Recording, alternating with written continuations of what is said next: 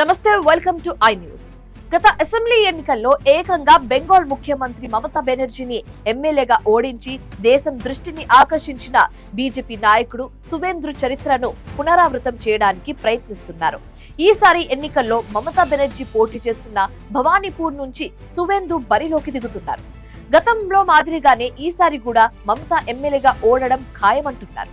అయితే గత ఎన్నికల్లో జరిగిన పరాభవానికి ఈసారి బదులు చెప్పాలని, ఎమ్మెల్యేగా సువేందును ఓడించి పగ తీర్చుకోవాలని మమతా బెనర్జీ ఉవ్విళ్లూరుతున్నారు. పశ్చిమ బెంగాల్లోని భవానీపూర్ అసెంబ్లీ నియోజకవర్గం ఇప్పుడు దేశవ్యాప్తంగా ఆసక్తికరమైన నియోజకవర్గంగా మారింది.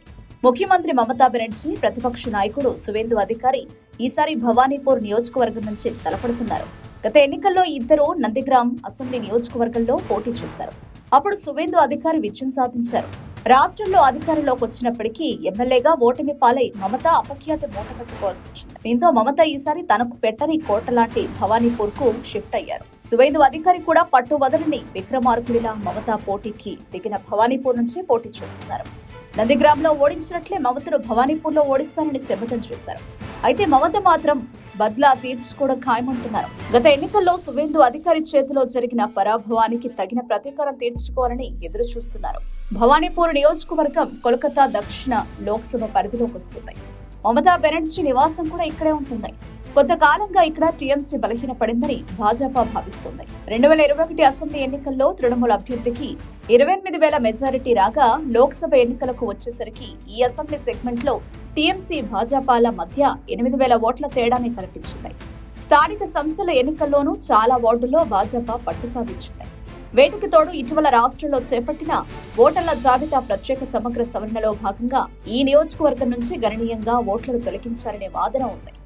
దాదాపు 47,000 ఓటర్ల పేర్లను ఎన్నికల సంఘం తొలగించింది. ఇది గత ఎన్నికల్లో దేవికి వచ్చిన మెజారిటీ కన్నా 11,000 మాత్రమే తక్కువ. ఈ పరిణామాల నేపథ్యంలో భవానీపూర్లో మమత గట్టెక్కుతారా, నందిగ్రామ్ మాదిరిగానే మళ్లీ ఓడిపోతారా అనేది చర్చనీయాంశంగా మారింది.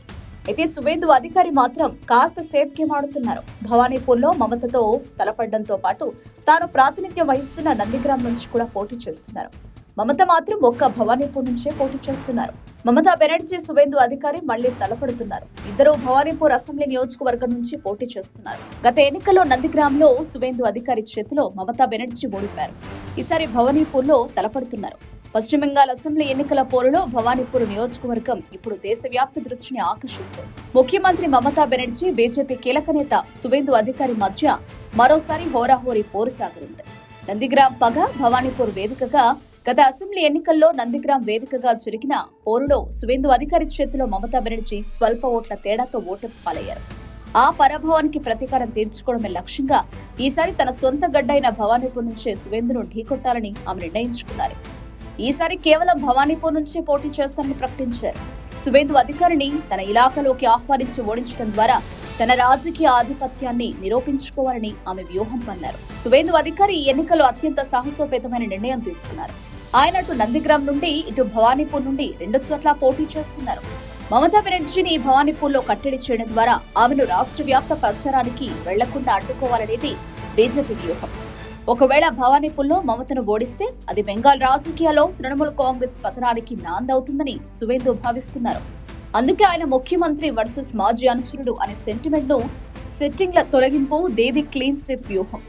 ఈ ఎన్నికల్లో మమత కేవలం సువేందుపైనే దృష్టి పెట్టకుండా పార్టీలో అంతర్గత ప్రక్షాళన కూడా చేపట్టారు. సుమారు 74 మంది సిట్టింగ్ ఎమ్మెల్యేలకు టికెట్లు నిరాకరించడం ద్వారా ప్రభుత్వంపై ఉన్న వ్యతిరేకతను తగ్గించాలని చూస్తున్నారు. అవినీతి ఆరోపణలు ఉన్న వారిని, పనితీరు సరిగ్గా లేని వారిని పక్కన పెట్టి కొత్త రక్తాన్ని బరిలోకి దింపారు. మహిళా ఓటర్లు భారీగా తృణమూల వైపు మొగ్గు చూపుతుండడం ఆమెకు కలిసొచ్చే అంశం. హిందూ ఓట్ల ధృవీకరణ ద్వారా మమతను దెబ్బతీయాలని సువేందు ప్రయత్నిస్తున్నారు.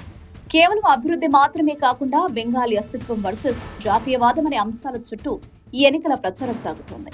అసెంబ్లీ ఎన్నికల్లో భాగంగా ఆయా పార్టీల అభ్యర్థుల జాబితాల ప్రకటనతో పశ్చిమ బెంగాల్ రాజకీయాలు మరింత వేడెక్కాయి.